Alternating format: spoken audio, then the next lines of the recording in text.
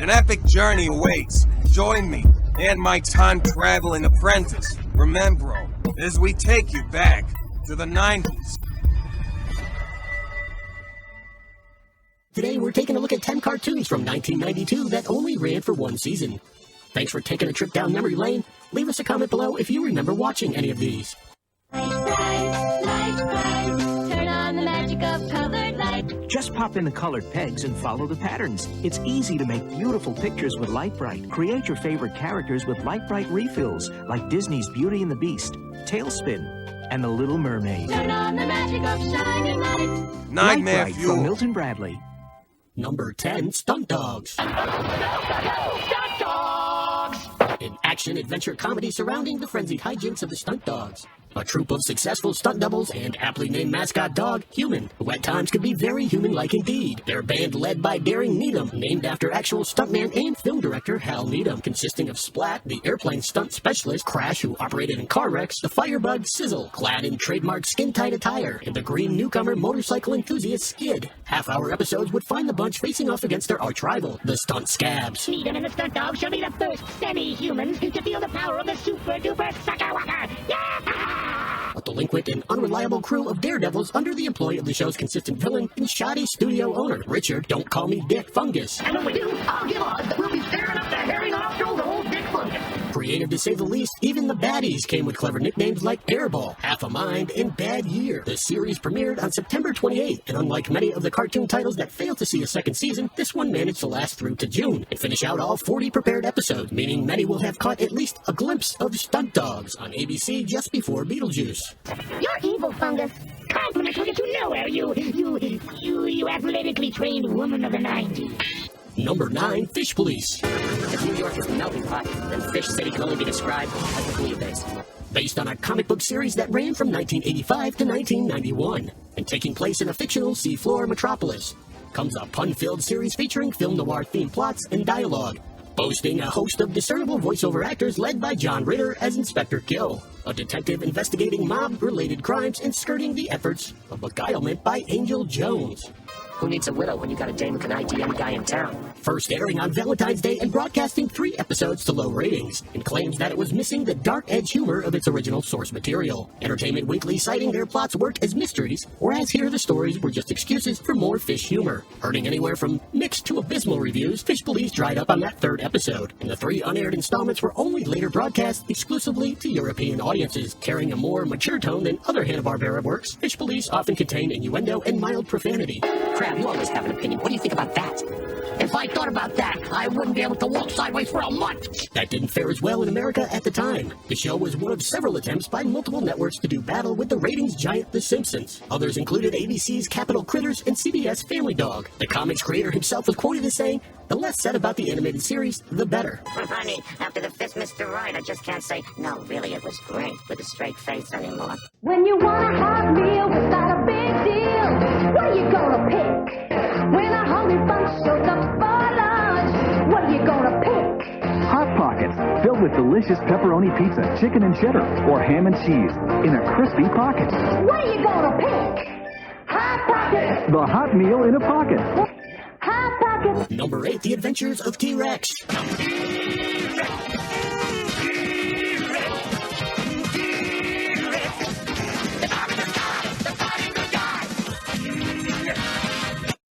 If you were looking for Teenage Mutant Ninja Turtles meets Alvin and the Chipmunks, then this one's right up your alley. Landing in syndication September 18th, The Adventures of T-Rex introduced us to anthropomorphic dino brothers, Bernie, Bruno, Bubba, Buck, and Bugsy, super-powered incognito crime fighters. These superpowers are split between the brothers in curiously anatomical ways. For Bernie's superpowered legs, Bruno's arms, Bubba's tail, Buck's ample bite, and Bugsy's ability of telekinesis via his eyes. What's more, each character came with an imitation celeb voice, fairly recognizable at the time as voices belonging to vintage stars Art Carney, Bing Crosby, Jimmy Durant, Jack Benny, and even Humphrey Bogart. But he used all those vegetables. Oh, Sibs like you, who needs enemies? I'm just trying to introduce a little culture into the act.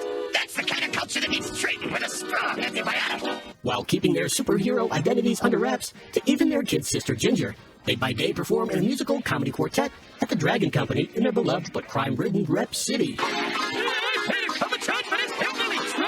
This is an outrage! How can I work under this condition? Make it stop or I'll be forced to quit! By night, they face off against mob boss Graves and his evil establishment, The Company, an American-Japanese co-production that saw a total of 52 episodes and is often most remembered for the sheer number of times they jam the title in your face during the show's opening. After these messages, we'll be right back. Creepy crawlers! They're squirmy and wormy and purple and green. Creepy crawlers! Fill the monster mold with the colored plastic goop and make a creepy crawler from a yucky monster soup. Creepy crawlers! Gross out your sister, embarrass your dad. You can be a little creep without being bad. Creepy Crawlers Workshop with plastic goop. Number 6, Capital Critters.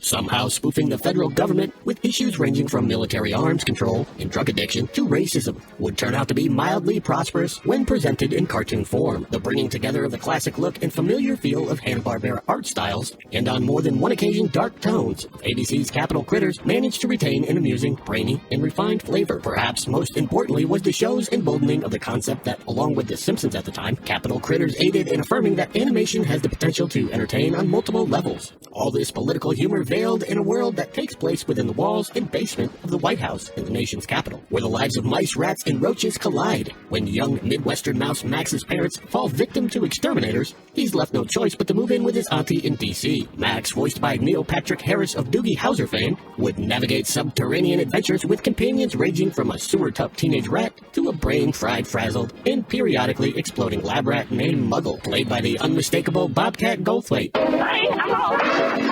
Hey, you rat! Follow me! You don't want to miss this! All the while dealing with the everyday threat of the White House's resident cats. Capital Critters' January premiere did fairly well, but was scrapped after 7 episodes. A lot of people will recognize Capital Critters from the Burger King Kids Club toys circulating in '92. Favorite Capital Critters! Max, Muggle, Janet, and Presidential Cat! You can collect all 4 kits, one with every kid's meal at Burger King, where the critters are just waiting to be bought! And yet even more would have tuned in to see the complete 13-episode season later aired on Cartoon Network in 1995. Number 5, Fievel's American Tales.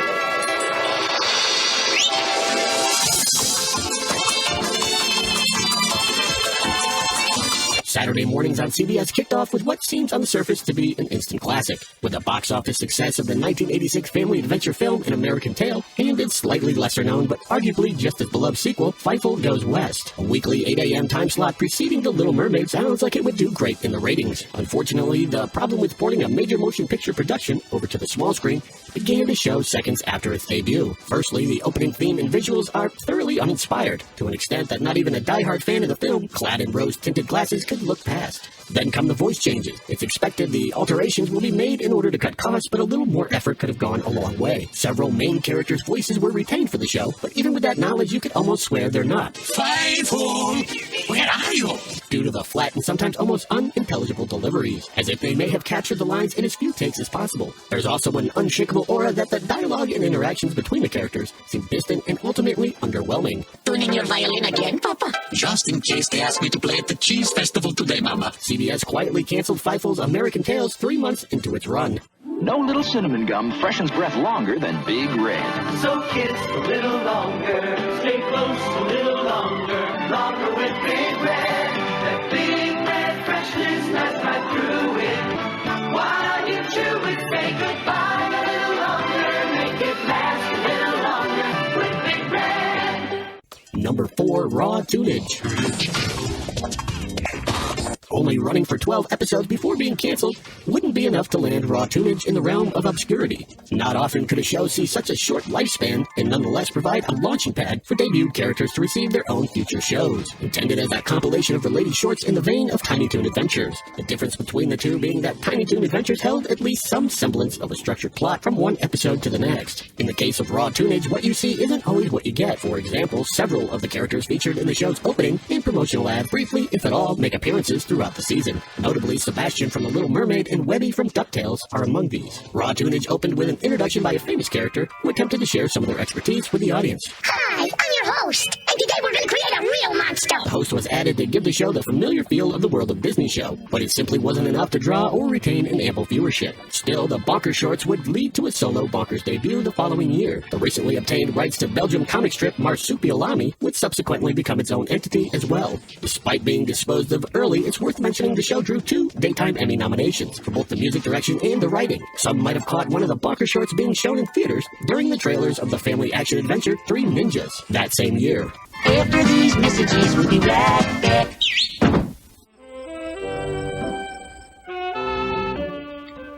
So how was work? Fine. How was your day? Fine, thank you. How was school? Okay. Okay. Did you kids finish your homework? Yeah. Yeah. So, what in the hell are they eating? Anything's better than last night. Well, what did we do last night? Nothing. All right. All right, then we should do something. Why don't we all put on our thinking caps? Ooh. Weeknights can be a real bore. So why not break the routine? Why don't we all learn Portuguese? I don't want to learn Portuguese tonight. Not now, Baron. We're trying to decide something. We'll play later. When you rent videos during the week, you have 5 more nights to catch up on all the movies you might have missed. Isn't that a nice reward for working like a dog? Honey, what's going on in the living room? Oh, well, that's Baron watching a tape, dear. Wait. I've thought of something. Why don't we rent a video tonight? Yeah, can we please? On a weeknight? Yeah, come on, Mom. It's okay. Sure. Come on. Come on. Are they even open during the week? Sure. Way to go, Baron. I knew you'd think of something. Save us some popcorn. Number 3, The Plucky Duck Show. Little Looney, every afternoonie I'm invading your TV. And that's it, my Plucky. I work with him, I'm lucky. For Tiny Toons, I won the best performance by Victory. But I'm Plucky Duck. Not the first or the last attempt by Warner Brothers to feign debuting a new series, only to find it's a compilation of previously released shorts masked as a spin-off. The Plucky Duck Show theme song reused the same Tiny Toons intro music with a new take on the lyrics where singing Plucky is big-upping himself. Then, believe it or not, Warner Brothers pinched that penny even tighter by having the audacity to reuse a portion of the lyrics during the It's a Wonderful Tiny Toons Christmas special. Additionally, of the 13 episodes produced, only 1 installment was original, the other 12 being comprised of the previously mentioned Tiny Toons segments. Once the Plucky Duck Show realized its goose was cooked, that lone original episode titled The Return of Bat Duck was edited out. You guessed it, and added back as an episode of Tiny Toons. If for nothing else, we may have the Plucky Duck Show to thank for forcing Warner Brothers Animation back to the drawing board. Their next attempt years later would see a more successful Pinky and the Brain premiering a simpler layout, but with all original content. We are the Nicktoons, mighty Nicktoons. Everywhere we go, people want to know who we are, so we tell them. We are Rugrats, friends, Rugrats. Everywhere we go, people want to know who we are, so we tell them. Nicktoons on Nickelodeon! Number 2, Super Dave, Daredevil for Hire. He's Super Dave Osborne, Daredevil for Hire. This show followed Super Dave Osborne and his assistant Fuji, as they used their stunt show as a cover for investigating criminal activity. Dave's stunts often backfiring, in no small part to Fuji, resulting in his sustaining severe bodily harm. Hilarious and obvious take on the legendary stuntman Evel Knievel, with a rich backstory of countless appearances on Canadian Comedy Hour TV programs, his very own variety show, and many his visits on Late Night with David Letterman. Though the Super Dave character debuted way back in 1972, the folks at Fox believed it held enough clout at the time to carry a new concept over to the animation form. Each episode began with Dave narrating the premise of the upcoming show over clips, and ending with a live-action Dave introducing and showing stunts recycled from the earlier Super Dave appearances. Early in the show's development, concerns were voiced over Fuji's design. The exaggerated caricature of the Japanese-Canadian actor was jam-packed with negative stereotypes.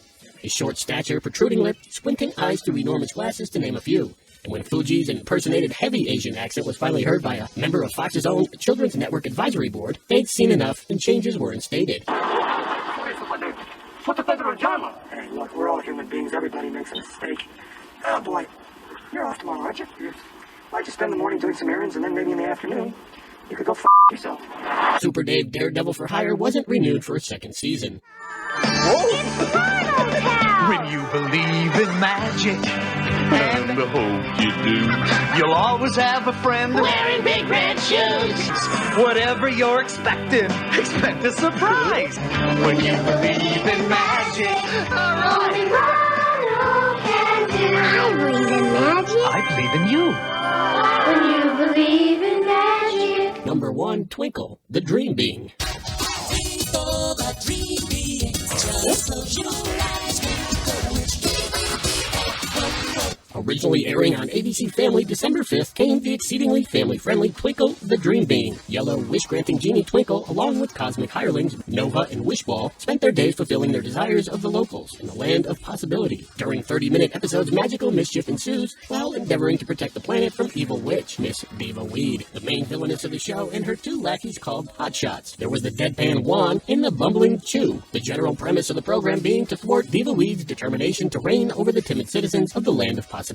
Satisfy her need to feed off their misery. Though it was released on video back in 1994, copies in English had since become a rarity to come across and virtually lost in ambiguity. Fortunately, there's good news for fans of the series, as in 2022, Twinkle the Dream Being was uploaded in its entirety with English dubbing right here on YouTube. Product of its time, no doubt, and perhaps overly soft in tone, the series simply wasn't going to find a wide enough audience to merit being given a second season. After 26 episodes, it was time to cram this intergalactic genie back into his lamp. Well, there you have it, 10 cartoons from 1992 that ran for only 1 season. I hope this video brought back some nostalgia of your childhood. Thanks for watching, and if you enjoyed this video, please subscribe for more videos just like this.